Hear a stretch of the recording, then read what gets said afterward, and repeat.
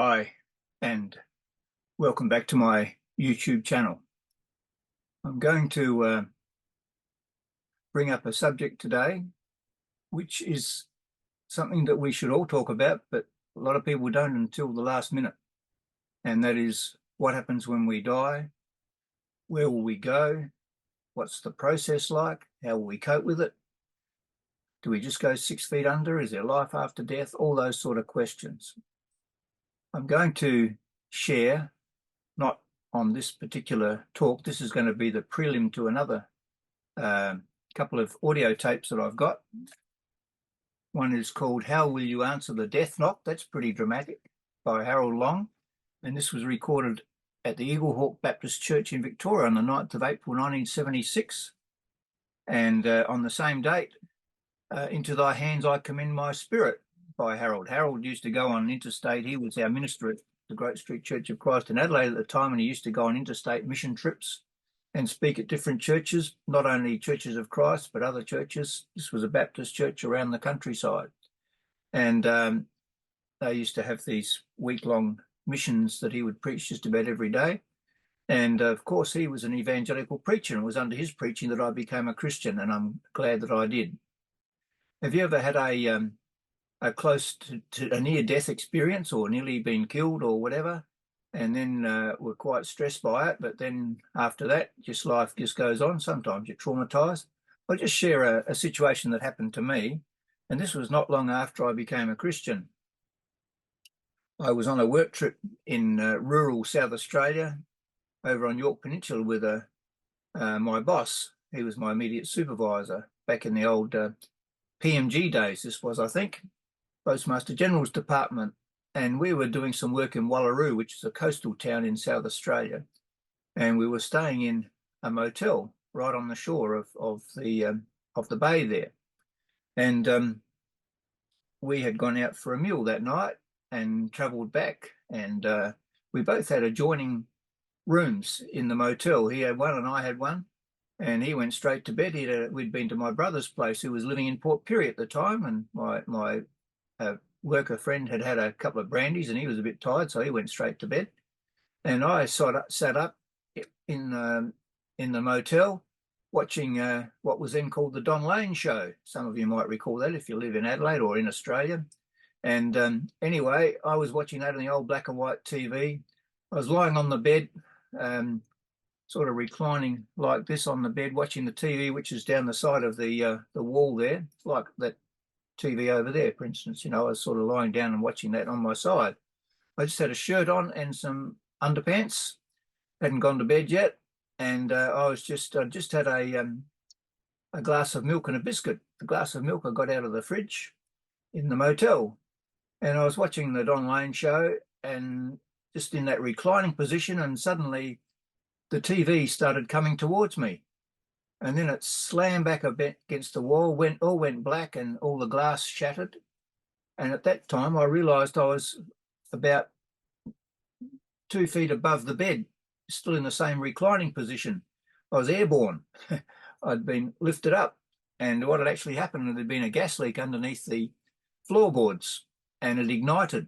I think probably the pilot light in the gas fridge when I opened the door might have done it. Anyway, there was an explosion, and my room was in the middle of two others, and my boss was in one room on one side, and there was another travelling salesman in the other side, and he was in a deep sleep. My boss had only just gone to sleep, and I was wide awake. Anyway, this explosion happened, and the next thing I knew was I saw flames coming in through the windows and catching alight to the curtains. The windows had been blown out. And all I could think of was I'm going to run for that front door, excuse me, open the door and get out. And so I did. And I don't think my feet touched the ground for about the first 30 yards. I ran so fast. And I was running over glass. There was all glass everywhere, but I didn't even notice that. Anyway, I raced out and I was looking back. As I'm looking back towards the motel, I could see my boss, Tony his name was. He was bending over in the motel room. I could see it was all smoke inside of his room, and I could see his outline in the room there. And I yelled out as I was running towards the sea. I yelled back and said, "Tony, are you okay?" He said, "Yep, I'm okay." He said, "I'm just trying to find my teeth." Quite funny at the time. Anyway, some guys were having a nightly or a monthly meeting of the Lions Club in where did I say it was? Wallaroo. And they all came running out because they saw this happen from the windows in the dining room in the motel. And they came running out, and one guy came up, and they were quick enough to grab hold of a fire extinguisher and put the flames out, because underneath the floorboards was a cavity a couple of feet deep, and it had filled up with gas and just went whoom, whoosh.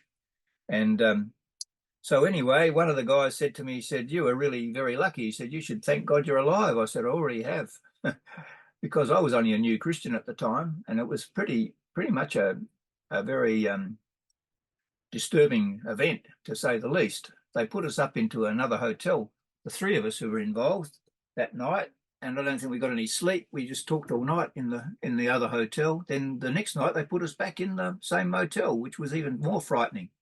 And in that daytime in between, they took every gas bottle out of the motel and replaced them, or did something, because they thought there was a leak. I think they had even been aware that there might have been a leak earlier. So that was a bit devastating. Anyway, there's a lot more to the story, but I won't tell you the rest of that. So just to say is that you never know when something's going to happen to you.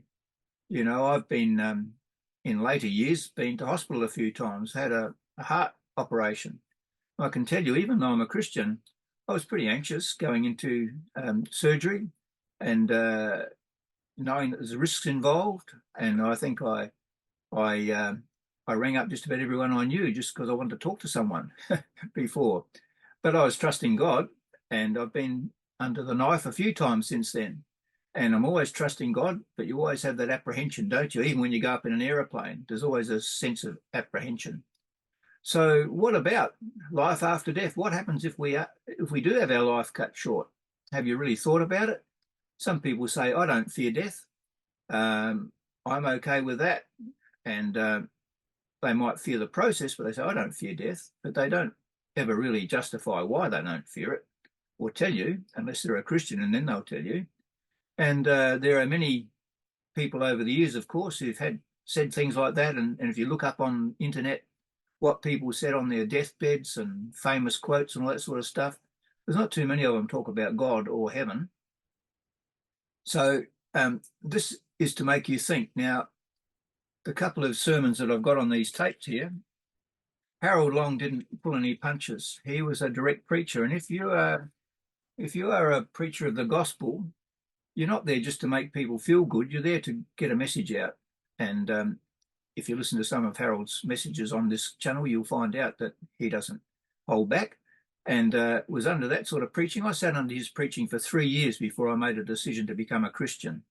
And I listened to everything he had to say, and I weighed up the pros and cons, and I made a decision to follow Jesus Christ. I was about 28 then, and I'm now quite a bit, I'm about 50 years older now.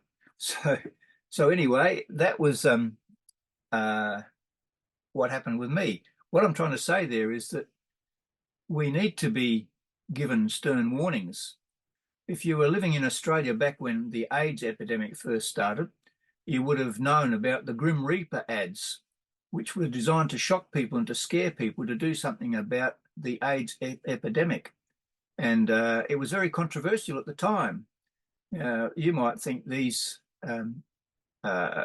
tapes I'm going to put up on my other Going Deeper with God blog are quite dramatic and quite challenging, and you might disagree with them.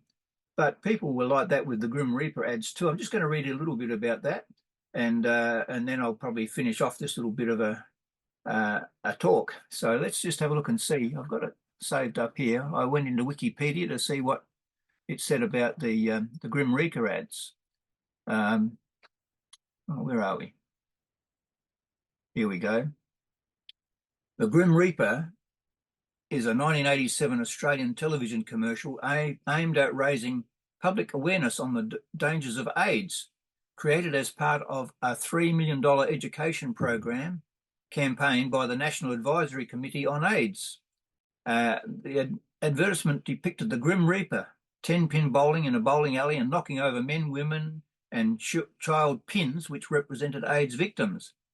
The commercial was created by Simon Reynolds and narrated by voiceover artist John Stanton, and was first screened on the 5th of April 1987. The ad was also supplemented by printed material which explained the disease and detailed preventative measures. The commercial caused immediate controversy due to its confronting tone and imagery, and the Grim Reaper figure in the ad became unintentionally identified with gay men, provoking fear towards the LGBT community. It aired for only 3 weeks out of an intended 6-week run, cut short due to media criticism and public outcry. Nevertheless, the commercial was regarded as highly successful in raising awareness with the Australian public about the issue, with a 327% increase of calls to AIDS-related hotlines during the first month of the campaign compared to the 7 months before. In Australia, the Grim Reaper commercial has remained a memorable example of a confronting but effective government public service campaign decades since its original airing, and continues to inspire subsequent government public service advertising campaigns. It has been recognised as a landmark public health initiative. Interesting, isn't it? And you see a lot of confronting ads about road safety and everything on TV these days, and that's where it all started, with that Grim Reaper ad. I only wish that they'd put things on there about going to heaven and Jesus and his death on the cross, because people need to be confronted. So what I'm saying is here, you will be confronted by what Harold's got to say and some of the things he shares. And he was a wonderful man of God, but he used to be quite forceful. Sometimes he'd be waving his hands around and just about knock the microphone off the pedestal. And but you should listen to what he's got to say. Make up your own mind. And I've spoken with lots of people who've been dying, and I visit a friend now who's got a terminal illness at the moment. He's a Christian, and it's amazing how he's dealing with what's coming when he doesn't exactly know what's coming. None of us do. We got glimpses of what heaven is like in the Bible, but we don't know totally what it's all about. But I've spoken with people and visited people on their deathbed, and whenever I've offered to pray with anyone, no one's ever turned me down. So there may be someone out there at the moment who is facing a terminal illness, and it's not too late to make a decision for Jesus Christ. And some of you might need some reassurance of what it's all about as well. So this is, I'm going to close this off here. It will probably be a preamble to those two messages. I'll put them up separately. And when I've done that, I'll come back to this one and I'll put a link underneath so you can actually see them. So thanks for watching, and we'll see you next time, and we'll see you over on the blog, I hope. See you later.